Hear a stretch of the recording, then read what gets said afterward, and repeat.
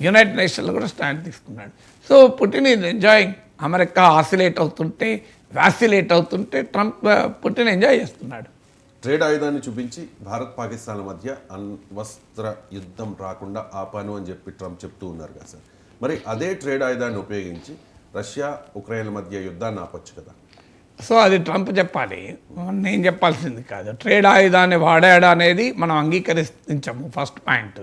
So వాణిజ్యం జరపనంటే భయపడి భారతదేశం మిలిటరీ డిసిషన్ తీసుకుంటుందని నేను అనుకోను. That is a foolish statement. తనను తాను సెల్ఫ్ డబ్బా కొట్టుకుంటారే, ఆ సెల్ఫ్ డబ్బాకు ఒక పరాకాష్ట.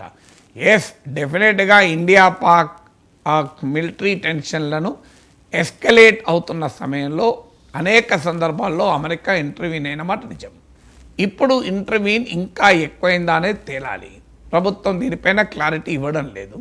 అనుమానాలు మాత్రం ఖచ్చితంగా ఉన్నాయి. కానీ ట్రేడ్ జరపమంటే ఇండియా ఆపరేషన్ సింధూర్ ఆపింది అంటే ఐ డోంట్ బిలీవ్. ట్రేడ్ కొరకు ఆపుతుందా అనేది ఐ డోంట్ బిలీవ్.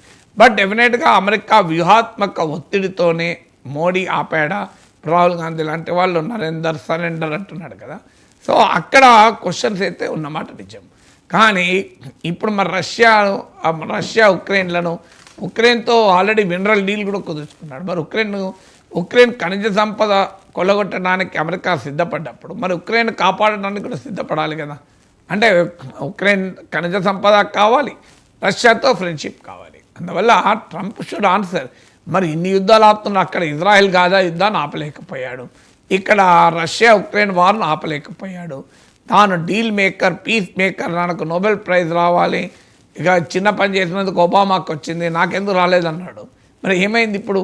అందువల్లనే కదా రష్యా ఉక్రెయిన్ వార్ ఆపలేకపోయాడు, ఇజ్రాయిల్ అటాక్ అండ్ గాజా ఆపలేకపోతున్నాడు. కనుకనే ఇండియా పాక్ వార్ ఆపానని పదే చెప్పుకుంటున్నాడు. ఇప్పుడు ఏకంగా పుటిన్తో సంభాషణలు కూడా చెప్పుకున్నాడు, నేనే ఆపిన ఇండియా పాక్ వార్ అని. సో అలా ట్రంప్ వ్యవహారస్తులు క్లియర్గా అర్థమవుతుంది. సో ఇది రష్యా అమెరికాతో పోటీ పడే దేశం. అఫ్కోర్స్ పోటీ కాదు, అమెరికా స్థాయితో పోలితే రష్యా స్థాయి వీకే కావచ్చు.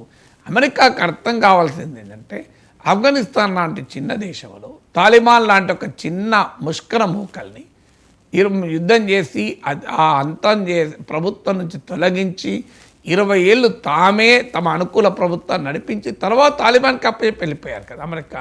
ఇది చరిత్ర చెప్పిన సాక్ష్యం కదా. మరి అలా నార్త్ కొరియాను ఎన్ని రోజుల నుంచి బెదిరిస్తున్నారు, ఏం చేయగలిగారు?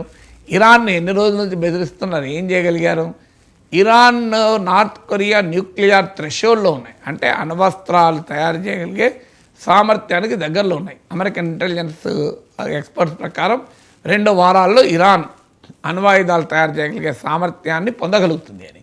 కానీ రష్యా ఇది వెరీ బిగ్ న్యూక్లియర్ పవర్ కదా. మీకు ఎకానమీలో రష్యా చిన్నదే కావచ్చు, కానీ అమెరికాతో పోల్చగలిగిన, సరితూగగలిగిన మిలిటరీ పవర్ అది. సో న్యూక్లియర్ పవర్, మరీ ముఖ్యంగా న్యూక్లియర్ పవర్.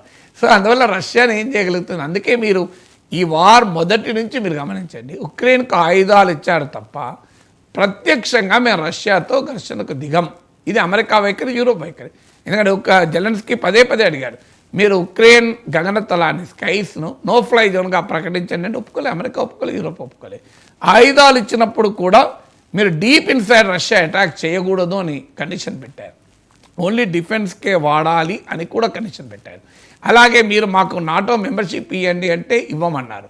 ఆఖరికి మీరు మాకు సైనిక బలగాలు పంపండి అంటే కూడా పంపమన్నారు. ఇప్పుడు కనీసం పీస్ డీల్ కుదిర్చినప్పుడు సెక్యూరిటీ గ్యారంటీలు ఇవ్వండి అని కూడా ఇవ్వడం లేదు. అందువల్ల క్లియర్గా అర్థమవుతుంది కదా అమెరికా హెల్ప్లెస్నెస్, రష్యాని నియంత్రించడంలో అమెరికా నిస్సహాయత స్పష్టంగా కనబడుతుంది.